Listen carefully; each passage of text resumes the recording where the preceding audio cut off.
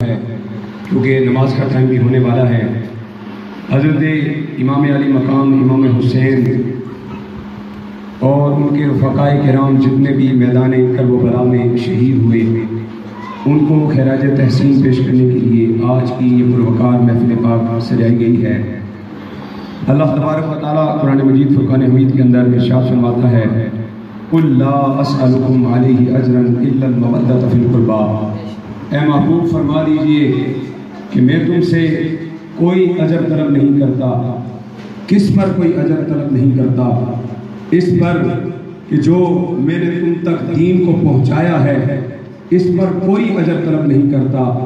اے میرے امتیوں، میری وجہ سے تم تک ایمان پہنچا، میری وجہ سے اللہ نے تمہیں مال دیا، میری وجہ سے اللہ تبارک و تعالیٰ نے تمہیں دولت دی، میری وجہ سے اللہ تبارک و تعالیٰ نے تمہیں ایمان دیا، اور میری ہی وجہ سے رب نے رمضان دیا، اور میرے ہی وسیلے سے تمہیں رب رحمان ملا۔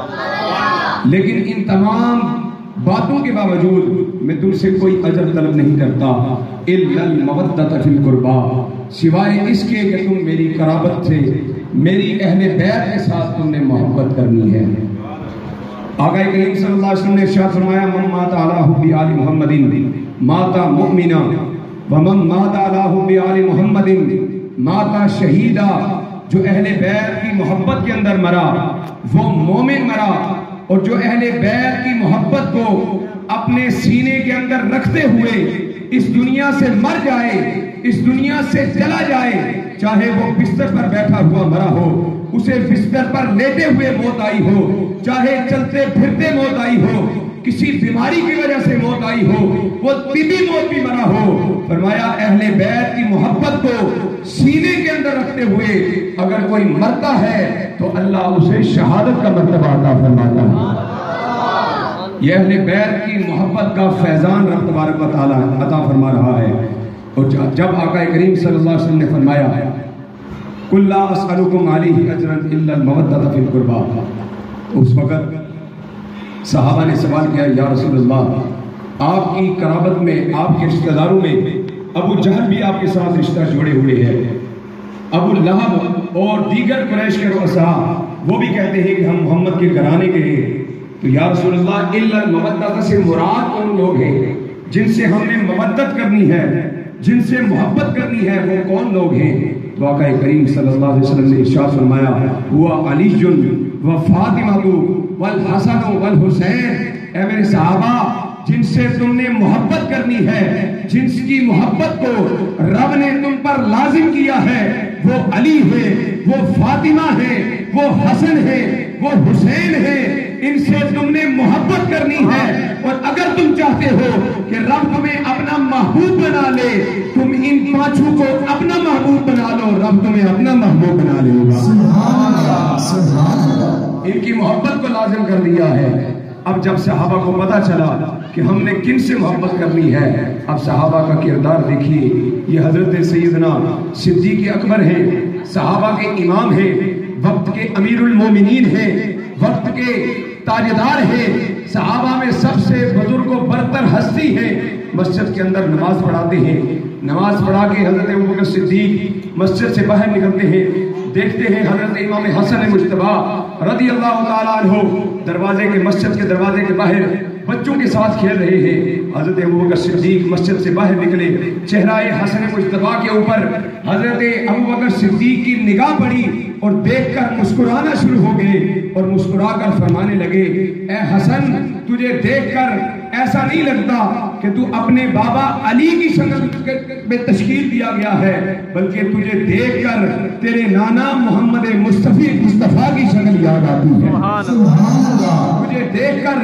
شکل مصطفیٰ یاد آتی ہے کہ تو ہو بہو شکل مصطفیٰ کی طرح ہے۔ پھر حضرت ابوبکر صدیق نے حضرت امام حسن کو اٹھایا اور اٹھا کر اپنے کندھوں پر بٹھا لیا، اپنے کندھوں پر بٹھا کر ابوبکر صدیق چلتے ہیں۔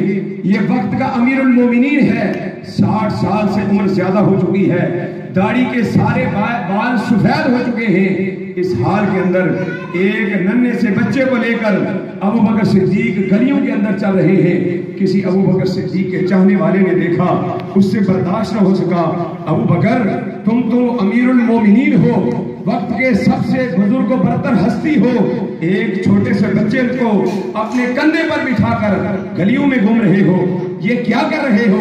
حضرت ابو بکر صدیق رضی اللہ تعالیٰ عنہ کا عاشق کو صحابی کہتا ہے، اے ابو بکر تم تو وہ ہو جس کی شان کے اندر رب نے 22 آیتیں قرآن کے اندر نازل کی ہیں، تم اپنے کندھے کے اوپر اس بچے کو لے کر چل رہے ہو۔ تو حضرت ابو بکر صدیق نے کہا، ارے ناداں، پریشان ہونے کی بات نہیں ہے، میں کوئی نیا کام نہیں کر رہا، میں کوئی بدعت نہیں کر رہا، خدا کی عزت کی قسم ابو بکر نے اپنی ان گناہگار آنکھوں سے دیکھا ہے کہ رب کے محبوب اپنے ان نواسوں حسن و حسین کو اپنے کندھوں پر بٹھا کر مدینے میں سواری کرایا کرتے۔ سبحان اللہ، نعرہ تکبیر، نعرہ رسالت، نعرہ حیدری، حسینیت، حسینیت، حسینیت۔ وقت مختصر ہے، بات کو اختتام کی طرف لے جاتا ہوں۔ ایک نقطہ آپ کے سامنے پیش کرتا ہوں۔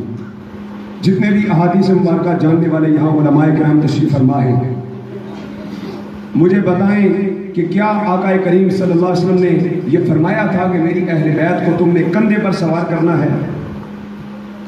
بخاری شریف، مسلم شریف، ترمذی شریف، ابن ماجہ اور دیگر سیاہ ستہ اور دیگر جتنی بھی احادیث کی کتب ہیں، سب نکال کر دیکھ لیں، کوئی حدیث آپ کو نہیں ملے گی آقا نے فرمایا ہو کہ میری قرابت کو، میرے اہل بیت کو تم نے کندھے کے اوپر سوار کرنا ہے۔ نہیں، صرف یہ ارشاد فرمایا تھا کہ میری اہل بیت کے ساتھ تم نے محبت اور مودت کرنی ہے۔ آج جو اعتراض کرنے والے، کالے دل والے، کالے منہ والے اعتراض کرنے والے کہتے ہیں کہ تم اہل بیت کے نام پر شبیل لگاتے ہو، یہ جو پانی تقسیم کرتے ہو، یہ تو تم نے نیا کام شروع کر دیا ہے، یہ بدعت ہے۔ میں ان سے کہنا چاہتا ہوں کہ محبت کے انداز الگ الگ ہوتے ہیں، ایک ہی انداز نہیں ہوتا۔ کوئی آپ کے پاس تشریف لائے، آپ اس کی محبت میں کھڑے ہو جائیں، یہ بھی محبت کا انداز ہے۔ کوئی آپ کے پاس آئے، آپ جھک کر اسے سلام کریں، یہ بھی محبت کا انداز ہے۔ کوئی بیمار ہو جائے، اس کی عیادت کے لیے اس کے گھر میں جائیں، یہ بھی محبت کا انداز ہے۔ کوئی فوت ہو جائے، اس کی قبر پر جائیں، یہ بھی محبت کا انداز ہے۔ اور ہم بھی اہل بیت کے محب، اہل بیت کے نام پر سبیل لگا کر، امام حسین کے نام پر لوگوں کے پانی تقسیم کر کے ہم اہل بیت کی محبت کا اظہار کیا کرتے ہیں۔ یہ اہل بیت کی محبت کا اظہار کا طریقہ ہے۔ اب مسئلہ یہ ہے کہ جس بندے نے عشق نہ سیکھا ہو، وہ بڑھاپے کے اندر بھی پہنچ جائے، وہ بک بک کرتا رہتا ہے۔ میاں صاحب نے کہا تھا کہ جس دی ہڈی عشق نہ سمایا، کتے اس تو چنگے، مالک دے کر راکھی کر دے، صابر بھوکے ننگے۔ یہ تو بدبخت ہیں جو کہتے ہیں تم نے نیا کام شروع کر دیا ہے۔ خدا کی قسم، یہ عاشقوں سے پوچھو، خدا کی قسم اگر رب تبارک و تعالیٰ نے اپنی جانوں کے اوپر ظلم کرنا حرام قرار نہ دیا ہوتا، اگر خالق نے اپنی جانوں پر ظلم کرنا حرام قرار نہ دیا ہوتا، رب کے محبوب نے اس سے منع نہ کیا ہوتا، تو ہم اہل بیت کی محبت رکھنے والے حسین کے نام پر اپنی رگوں سے خون بھی نچوڑ کر حسین کے نام پر لوگوں میں تقسیم کرتے ہیں۔ ہم تو حسین کے نام پر خون بھی تقسیم کرنے کے لیے تیار ہیں، فقط فرق یہ ہے کہ رب نے اس سے منع کیا ہے کہ اپنی جانوں کے اوپر ظلم نہیں کرنا۔ اور جو پیٹتے ہیں ان کا پیٹنا بنتا ہے۔ کون کہتا ہے اس کو منع کرنا چاہیے؟ نہیں، اس کو کیوں منع کریں؟ اس کا حق بنتا ہے کہ وہ پیٹے، وہ اپنے سینے کو پیٹے، چھریوں سے پیٹے، ہاتھوں سے پیٹے، وہ زنجیروں سے زنجیر کو بھی کرے، وہ اپنے سینے کو، اپنے جسم کو پیٹے۔ کیوں؟ جس سینے کے اندر ابو بکر و عمر کی نفرت ہو، وہ اسی قابل ہے کہ اس کو پیٹا جائے۔ سبحان اللہ، نعرہ تکبیر، نعرہ رسالت، نعرہ حیدری، وہ سینہ پیٹ کے کہتے ہیں ہائے حسین، ہم سینہ تان کے کہتے ہیں بابا حسین۔ حسین وہ ہیں جن کے لیے میرے آقا نے اپنے سجدوں کو طویل کیا۔ حضور حضرت حسنین کریمین کو کندھوں کے اوپر سوار کر کے چلتے ہیں. اور نواسا، عجیب بات ہے، ہر نانا اپنے نواسے کو کندھے پر سوار کر کے چلتا ہے. یہ کوئی نئی بات نہیں ہے. نانا ہو، دادا ہو، باپ ہو، اپنے بچوں کو، اپنے پوتوں کو، اپنے نواسوں کو کندھے پر سوار کر کے چلتا ہے. لیکن اس سے بھی عجب ہمیں انداز نظر آتا ہے جب حضور سواری پر تشریف فرما ہے. حسنین کریمین حضور کے پیچھے سواری پر تشریف فرما ہے. حسنین نے پکار کر کہا، نانا جان، یہ جو دوسری سواریاں چل رہی ہیں، ان کے اوپر بیٹھنے والوں کی، سواروں کی مہار، لگام ان کے ہاتھوں کے اندر ہے. کیونکہ آپ جانتے ہیں جس سواری پر میرے آقا تشریف فرما ہوتے تھے اس سواری کو کبھی لگام کی ضرورت نہیں پڑتی تھی. حسنین کریمین نے عرض کی، نانا جان، یہ باقی سواریوں کی لگامیں ان کے ہاتھ میں ہیں، ہماری سواری کی لگام کہاں ہے؟ تو میرے آقا نے اپنی مبارک زلفوں کو حسنین کریمین کے ہاتھوں کے اندر دیا اور کہا، اس کو پکڑ لو.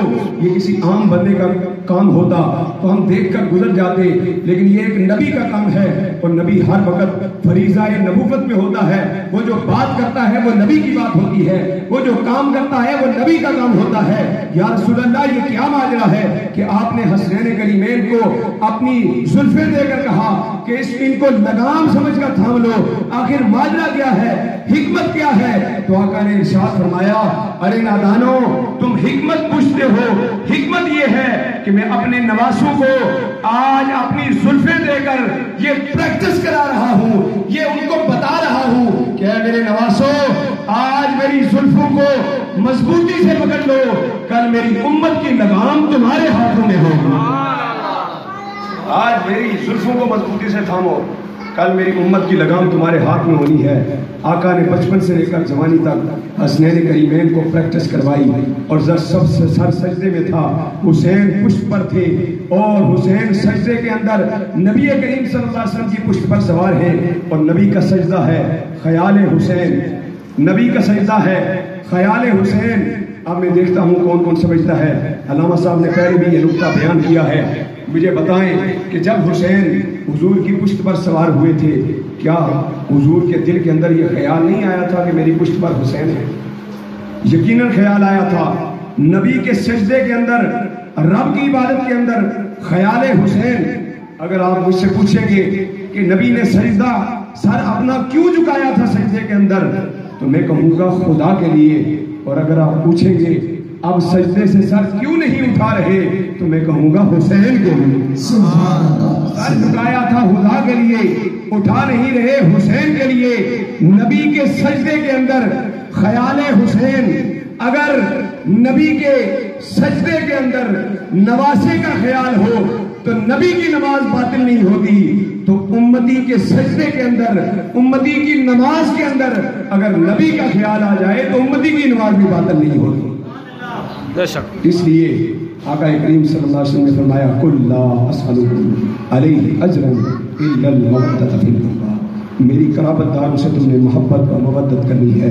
حضرات وقار، یہ مضمون بہت طویل ہے، وقت مختصر ہے کیونکہ نماز کا ٹائم بھی ہونے والا ہے. اس لیے انہی کلمات پر اپنی بات کو اختتام پذیر کرتا ہوں. اللہ تبارک و تعالیٰ آج اس محفل کا سجانا، ہم سب کا آنا اپنی بارگاہ میں قبول منظور فرمائے. وآخر دعوانا ان الحمد للہ.